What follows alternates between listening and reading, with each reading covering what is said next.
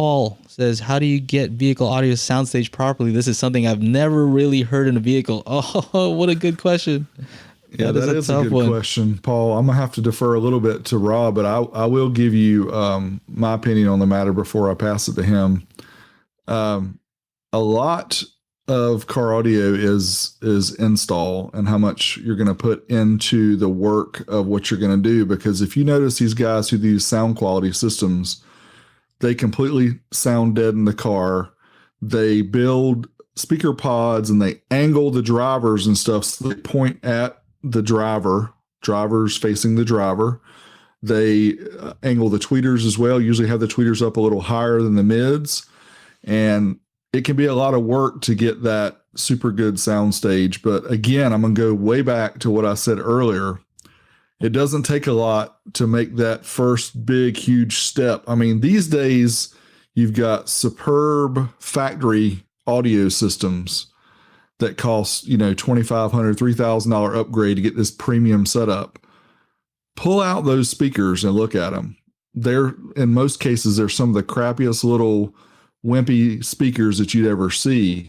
So you can still upgrade even from the premium systems. And what Rob and I usually suggest is you get the lower upgraded system or non-upgraded system and then do aftermarket for everything. The biggest problem with it is you can't add it into your car payment. And that's why a lot of people want to do it. And it also gives you a better head unit in most cases. But kind of getting off topic here. But what I would say is there is a lot of ways to do it. But if you're going to get super picky about your soundstage, you get ready to pay some money because these guys spend a lot of money searching for the perfect sound. And perfect sound to me may not be the same as a perfect sound to you. And I think you can get by without spending a whole lot. Rob, what you have to say? So, like you said, the perfect soundstage is going to take, you're going to go about it, basically one way to get the perfect, and you're going to have to tear your car apart because in a house, you can move yourself to the perfect center or where you want to be. You can move your speakers to where they want to be. In a car, you have 5 seats. You're trying to aim for the driver's seat. We usually do 1 seat tune. So you're basically going to have to build pods like Derek was saying. If you don't want to do that, you can get close, but it's going to be all time alignment. If you're using factory locations, you're going to have to time align it and just sit there and tweak and tweak and tweak until you get it to where you think it sounds good. So that's basically the best you can do in car. You're not going to be able to get it as good as home, in my opinion, simply because you have set seats. You can't just move your furniture or move your speakers without doing some major modifications. I think Joe did a video about how to place your bookshelf speakers on your dash. You could do that. Oh, yeah. It's a perfect center, huh? That's it right there. So, it's funny because if you think about it, right, headphones are worse. Not worse. Just put it this way. At least in a car, you have some space, right? Headphones are right on your, how about in ear, right? Those are like in your eardrums. Can you get a sense of, imaging with those? Kind of depends on the type of recording, right? So like if you were to listen to binaural right now, you'd hear stuff like 5 feet away because it's made for that type of recording. I always wondered if there would be a way to, to basically there'd be one type of recording and your system based on how far your speakers are would kind of extrapolate and figure out how to place the sound. That kind of would be a cool idea. But my point just being, if you can get some soundstage with in-ear monitors and headphones, then yeah, definitely you can get it with a car, right? You have to deal with reflections and things like that. But here's a quick crossover is at Rocky Mountain, I heard these Polk audio speakers, right? Called the Legend L800s, all right? Now, you guys got to check this out. We did a whole podcast just about those. We couldn't stop talking about them. Basically, they had speakers, right? Imagine a tower speaker, and you have your woofers on the bottom, and then on the top, you had like speakers that were facing that way, and then another one like I would say 45-degree facing the other way, right? And you're like, what is that? Like, what is that supposed to do, right? And I thought it might be interesting for use in car audio scenario because what they're doing. So imagine both speakers are doing that, right? Identical speakers, one facing that way towards your ear, another one facing like the wall. Anyway, what it's actually doing, from what my understanding is, it is eliminating the crosstalk. So when you hear the left speaker, right, it's supposed to only go to your left ear typically, right? But it actually gets to your right ear, right? And same for the right speaker, goes to your right ear, and it also gets to your left ear, right? That crosstalk is something you don't want, right? You got it pulled up right here.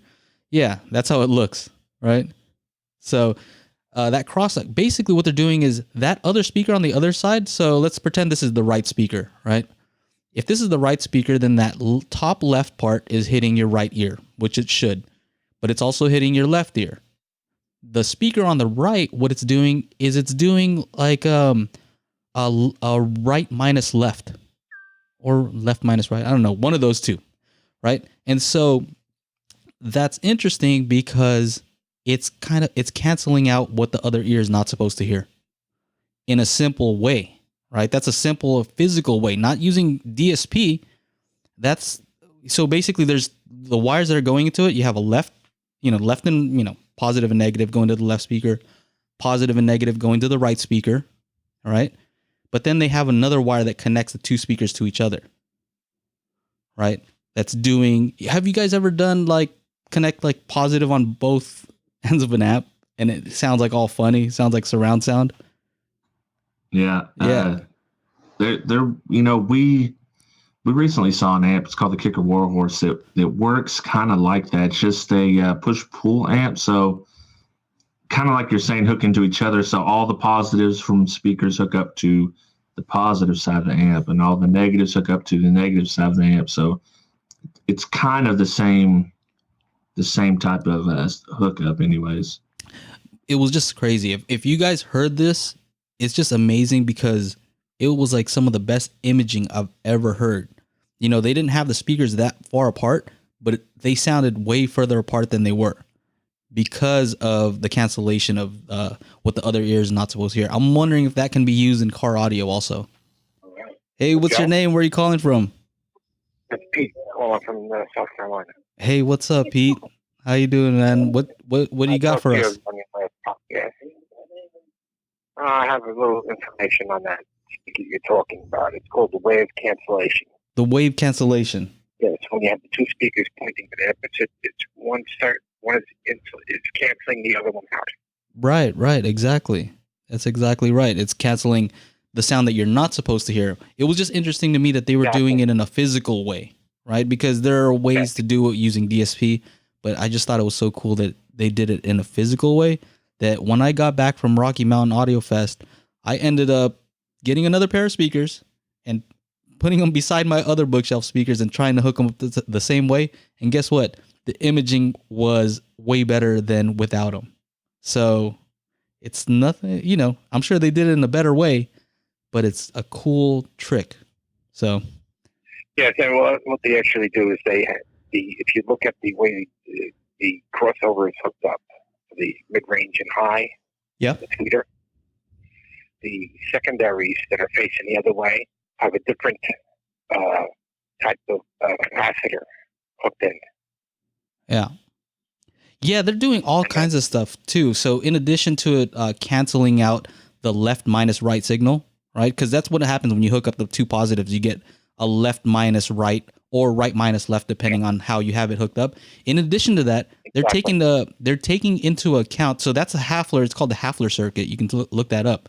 That's an old school. That's where that's actually where Dolby Pro Logic was kind of derived from that Hafler circuit. Actually, exactly. That's where they got those rear speakers.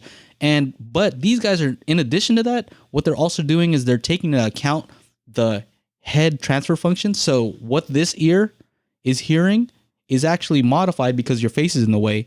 And they took an average of a bunch of people's faces to kind of get an idea of what the other one or the other ear is hearing and accounting for that in the cancellation. Crazy stuff. Believe it or not, I can't remember the name of the company that made it. They were experimenting with that back in the late 70s. It didn't go anywhere. It could have been Polk, actually, because the Legend series is a throwback to some of the old stuff that they were trying back in the day.